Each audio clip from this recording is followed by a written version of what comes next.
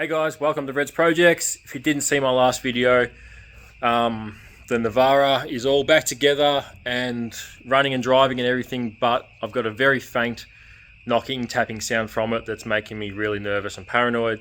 So we're going to drain the oil into a nice clean container, see if it's got any glitter in it, and potentially start pulling rock covers, sump off, and trying to work out what this noise is. So hopefully it's something simple.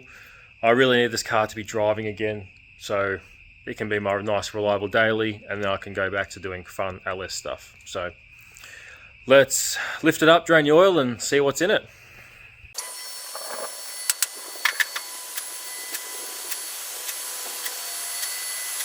Alright, let's have a look. So I'll reach this way a little bit. Let's see what we find.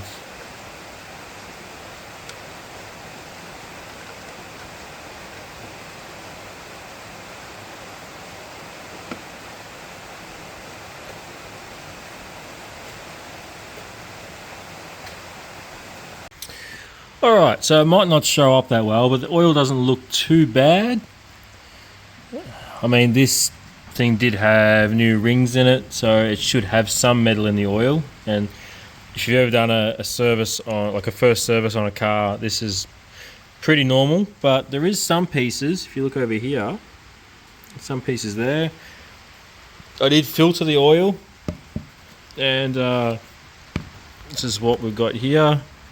I said there's, I don't know what that is, a little bit of gunk, but nothing really too concerning in there. So, saying that, I'm probably going to pull the sump off on the weekend. I'm going to borrow a little camera from work that can look down spark plug holes and up into all sorts of little cavities. So I'll have a good look around at everything before I start pulling stuff off. I will see you on the weekend. Alright, we're back in the shed, and I've decided I'm just going to take the sump off. Just start there, make sure the bearings, everything look good, or if they don't look good, do something about them. But with this thing, getting the sump off isn't too bad. This cross member comes out, then I drop the sway bar down and I drop the steering down on this side.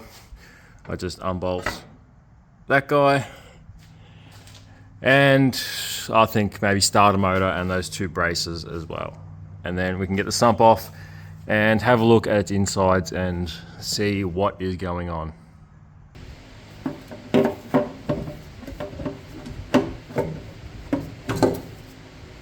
There we go. Alright, so sump's off and my torch just went flat, but I've had a quick look. Everything looks pretty good. There's no obvious signs yet, so I'm just going to take some of the big end caps off and just make sure the bearings look like they're in good shape, and just try and have a poke around, make sure nothing looks weird or strange. Alright, number one bearing looks spot on. Number one on the crank end. Number two also looks really good. Same on the crank end. Number three also good. And same thing on the crank. Where are we? There. It looks great as well. Alright, number four also looks good. And of course on the crank side, that looks good as well. Number five also looks good, just a couple small lines, which what you would normally expect. And of course, crank looks great as well. And number six looks bloody beautiful. See, crank looks good. The way these bearings look, I don't think I'm going to bother looking at the mains, because all four mains are one piece. They're like tied together like a girdle. So nothing really holds the crank up once I take all them off. It would just be the clutch and the oil pump that would hold it in. So I'm seeing absolutely nothing on these bearings, so I'm not going to bother looking at the mains. But I'm going to get this little camera and stick it up there and just look at as much stuff as I can, and then seal the sump back up and start looking above the pistons and work out if there's something up there that's not right. Alright, so I got the sump all sealed back up. Going to do the steering and sway bar and stuff later. So now that I've got the hardest possible thing to check out the way, I might start doing some easy stuff. First thing I do is take the plugs out, and I've got a little camera that will go down there and have a look, just in case maybe when I was assembling it something fell into one of the cylinders. So I'll do that next, and then really the only other thing to check is probably under the rock covers and have a look at the lifters. So I'll get a plug out and I'll show you this camera. Alright, so I borrowed this awesome borescope camera. If you look, you see this red wheel here. If you turn that, the camera bends one way or another way. So very useful for looking inside stuff. So I'm going to try and aim this so you can see what I see. Okay, that's probably a better view. Can you see that? Alright, so we're looking at top of the piston there. And then if we go in a bit further, go the other way, turn it around, we can see the chamber and see our valves.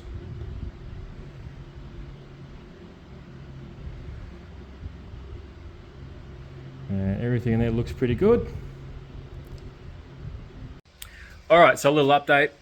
I put the camera down, all 6 spark plug holes and pistons, chamber, valves, everything looks perfect. Now my next step is pull this rock cover off, have a look at springs, lifters, all that sort of stuff.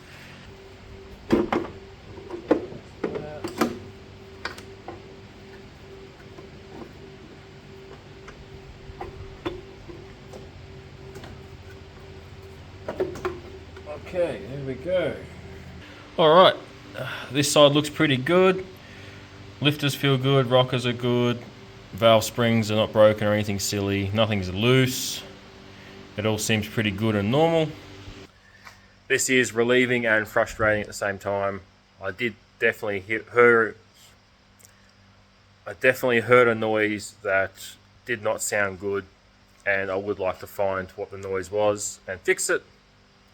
But for tonight, I think I'm going to put the rock cover back on, probably lift it up, put my steering and sway bar and stuff back on, maybe put some oil back in it, and then sleep on it and decide what I'm going to do in the morning. Alright, we're all back together now. Rock cover's back on, got oil in it, got all the steering and sway bar and stuff put back on. So I'm going to fire it up right now and then go to bed and decide what I'm going to do in the morning. You stay right there and I will fire this up in front of you right now.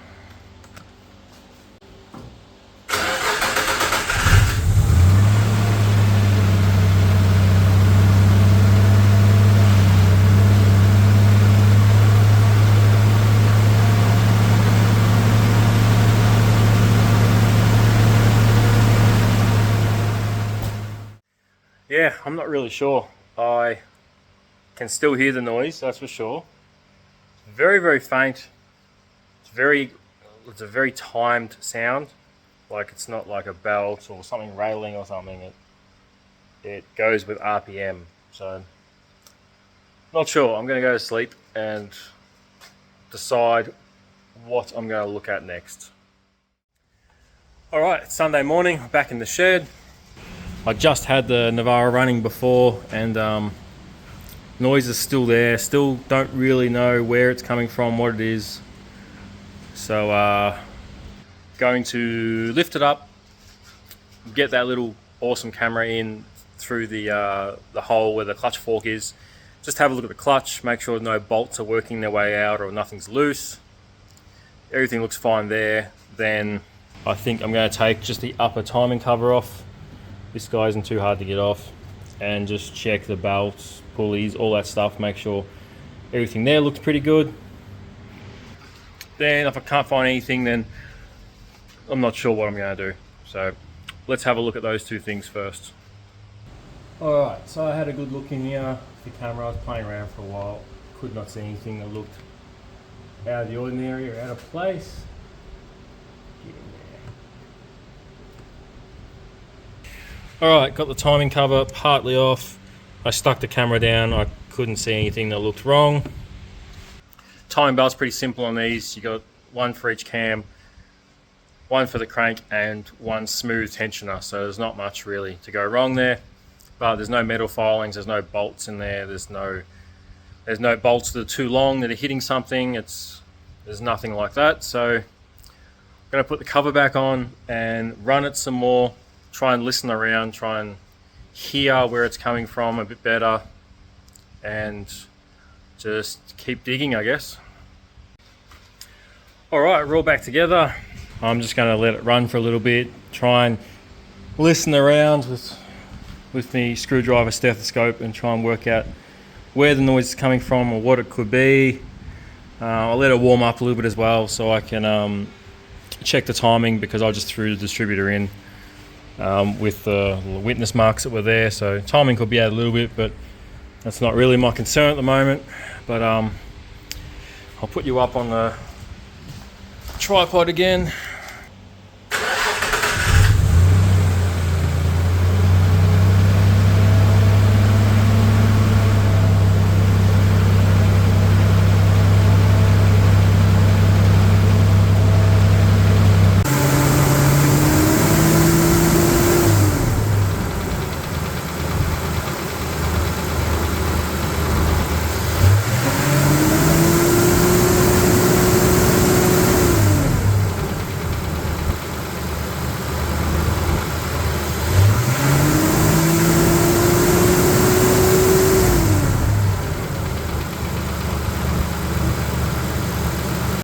Alright, I had it running for a long time then. I verified ignition timing, or adjusted ignition timing. It was actually retarded by about 5-10 degrees. After letting it run for a long time, it sounds very quiet, so I'm just going to take it for a drive. This noise seems to come and go a little bit, so it's pointing more towards maybe a lifter, although it doesn't sound like a lifter. But I had it running for a long time then, enough to get up to temp and everything, and when it was warm it sounded good. So still not trusting it or believing it, but I'm going to go for a drive now and see what it's like. See, it sounds beautiful and quiet now. The loudest noises you can hear is the injectors. Alright, I just came back from a big test drive. I did like 18 Ks, did a big lap of my area, and the noise comes and goes. It's definitely quieter than it was on its first drive. Everything seems fine, it drives amazing, it's nice and crisp, and everything runs well. I think I'm just going to drive it and just live with it for now. It's either going to get better or worse, and if it gets worse, it's probably going to be easier to diagnose. If it gets better, then hooray. But at the moment, I'm sick of working on this thing. I just need driving. I just need to start daily driving this thing again, and I need to be reliable and get me from A to B. So we will see how this goes. Hopefully it just keeps going. I just want this thing to be running for at least 6 months to a year while I accumulate enough parts to LS swap it the way I want to do it. So even if it does get worse, I don't really care at this point. I'm kind of over this this VG30. So anyway, that's it for this episode. Thank you very much for watching, and I'll see you next time.